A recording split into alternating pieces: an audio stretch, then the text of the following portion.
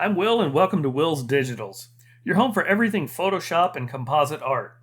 Today we're going to talk about the top 5 mistakes that Photoshop beginners make, and one that I still make myself. First, I think the first beginner mistake we should probably talk about is smart objects. When do we use them? When do we not? First, let's talk about what a smart object is, then we can talk about when we need to use it. Smart objects are layers, like over here, a layer in the stack that contains image data from raster or vector images, such as Photoshop or Illustrator files. There are 2 advantages to using smart objects. Let's take a look at them. The first, it happens when we resize it. So I tell you what, I've got a blank document here, so we're going to drag Mr. Pelican onto the blank document, and let's say that we need to make a thumbnail out of him. So we bring him down real small here by using Control T and grabbing the handles, if you're not familiar with that. And we make him really small, but then later on we decide, no, he's too small, we need him to be bigger. So we do the same thing, Control T, grab the handle, and make him bigger. But now what do you see? Everything's gotten pixelated.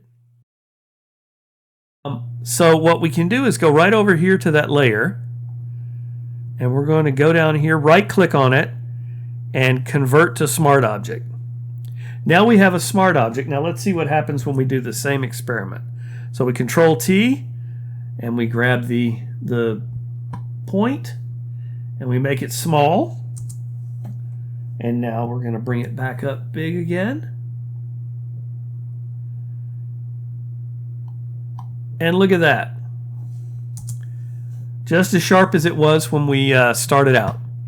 So that's the first thing. The second thing, I'm going to get rid of this layer here real quick. And we're going to bring a fresh version of Mr. Pelican back.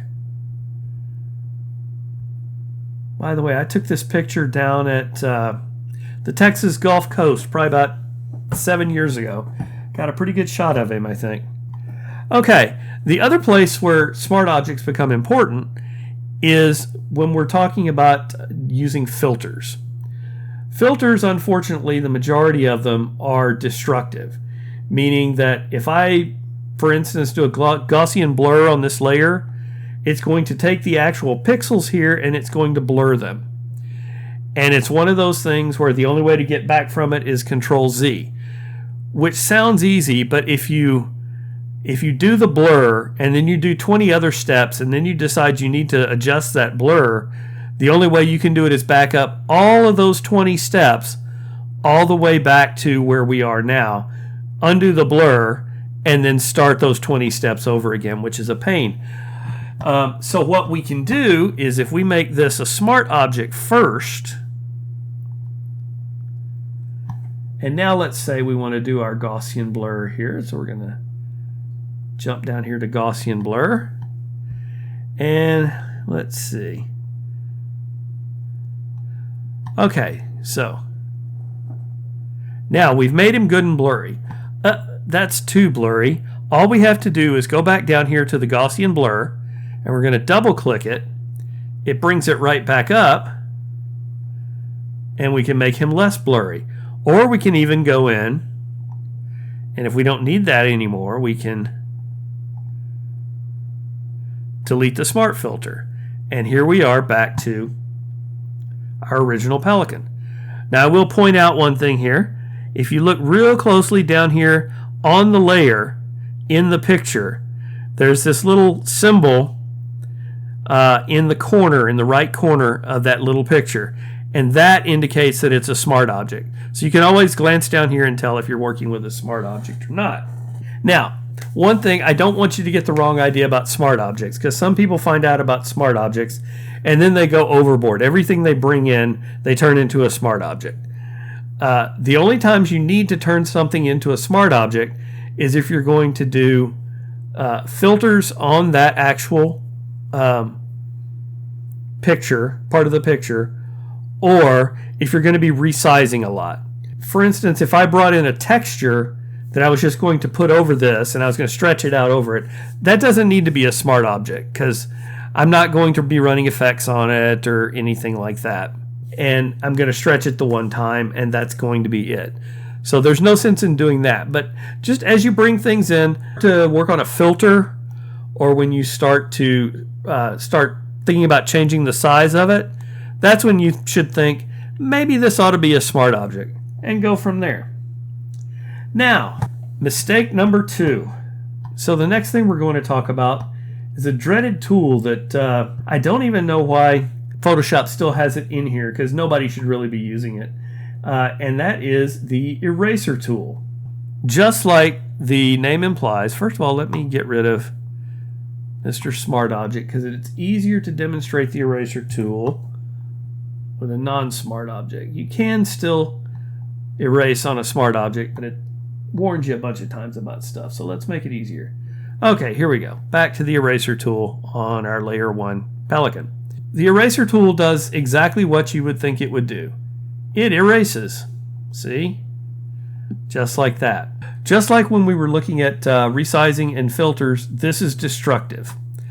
Once I do it, it's done. I can Control Z and go back, but if I get 20 steps down the road, in order to Control Z and go back, I have to Control Z those 20 steps and back out of them, then I can back out into here.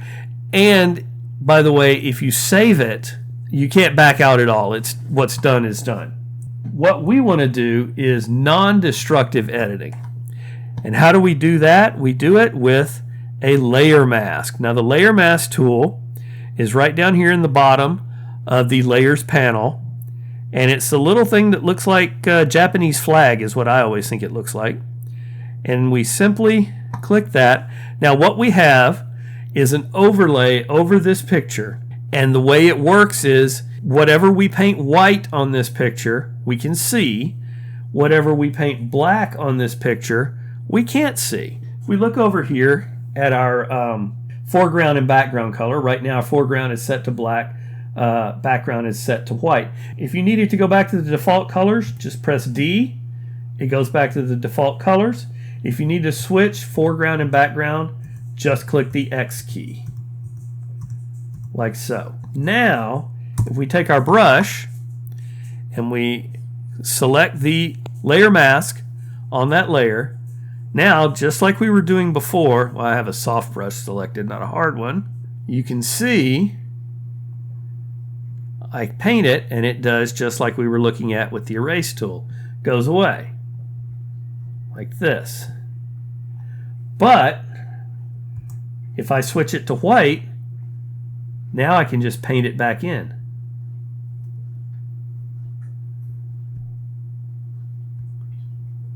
So we can continually adjust that and we can come back to it anytime we want.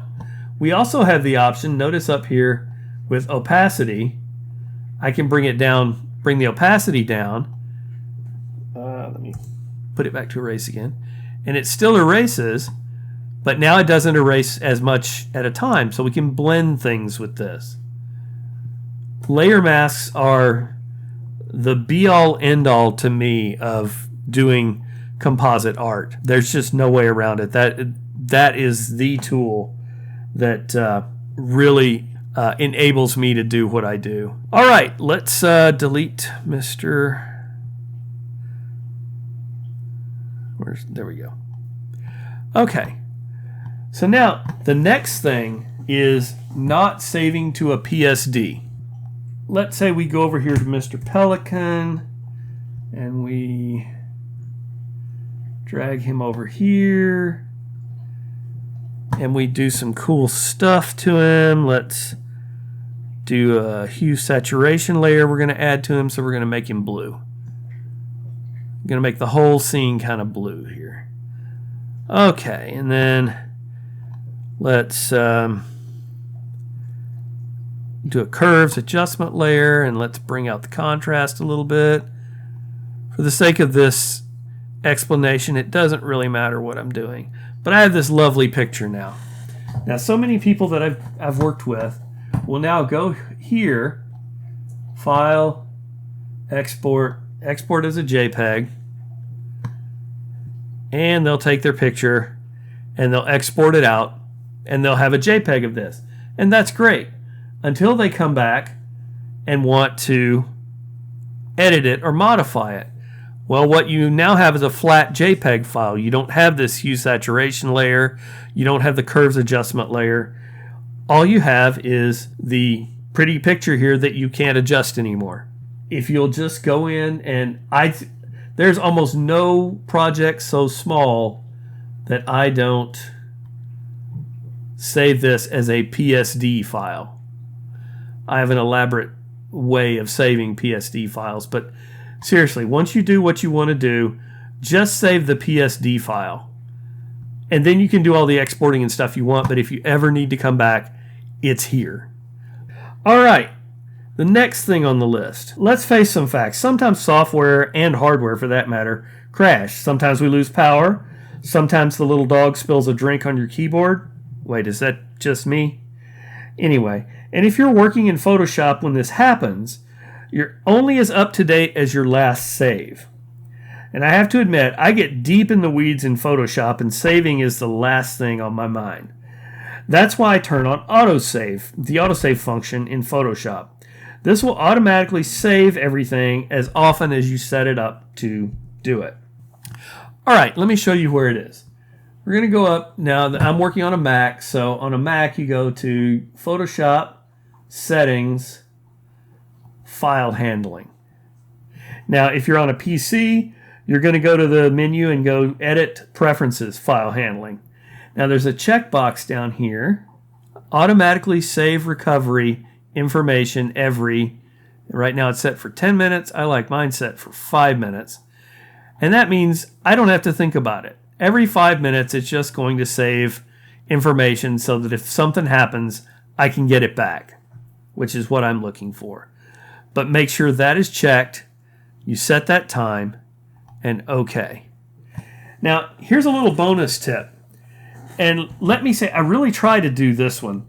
And that is manually saving as you go. When I'm in Photoshop and I just finished something that took a lot of work, before I proceed, I save, just in case the autosave fails. Because, stuff fails. I've never had autosave fail before, but I don't like to risk it. And it's easy to do with the keyboard shortcut. It's either going to be Control if you're on a Windows machine or Command if you're on a Mac, and then the S. So just Command S, and there it is. It's trying to save for me. I'm not going to save this because I already have it saved somewhere else. That's 4. Now the final one, and this is a mistake I make myself, and if you know what you're looking for, you can see me making it right now. And that is using Photoshop Beta instead of using your main Photoshop software. Now for those of you who don't know, with your Creative Cloud subscription, you also have access to the Adobe Beta apps. Let me show you where to find them in the Creative Cloud. Let me show you where to go. We go to Apps, and then up here we see Beta. This is all the beta or not yet released versions of the various programs in Creative Cloud. And you can install any one of them and play to your heart's content. The thing to understand about beta, though, is that beta is not fully tested and not yet ready for prime time. It tends to have bugs sometimes in it. Now, I have to say, I've been using Photoshop Beta almost exclusively for about a year, and I've never had a problem with it. That being said, there are people out there who have had problems with it, and just to be on the safe side, we should all be using the regular Photoshop unless there's something we want to test out. You can run them side by side. It's not a one or the other thing. You can have Photoshop and Photoshop Beta both running. My problem is that I've set Photoshop Beta up exactly how I want it for working, and I have not set Photoshop up exactly how I want it for working, and therefore I continually go back to Photoshop Beta. And at some point, I'm just going to have to bite the bullet, sit down, and fix it so that I'm working in the safest environment that I can work in. All right, thanks for tuning in. Don't forget to like or subscribe, that is our show on the top 5 mistakes that Photoshop beginners make. We'll catch you next time.